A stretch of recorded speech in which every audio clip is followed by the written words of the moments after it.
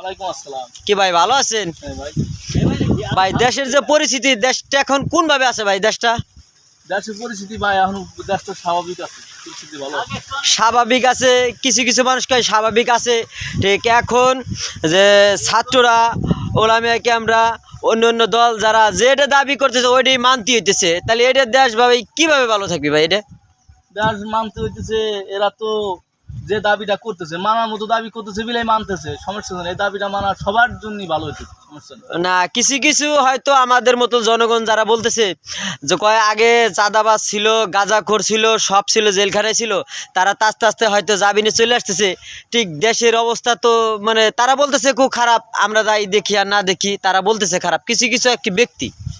তা বলুক, যে যে ব্যক্তি বলুক, বলবি গ্রুপ তো ভালো মন্দ সব গ্রুপই থাকবি, তারপরে তো নিজেদের বিবেক বিবেচনা আছে।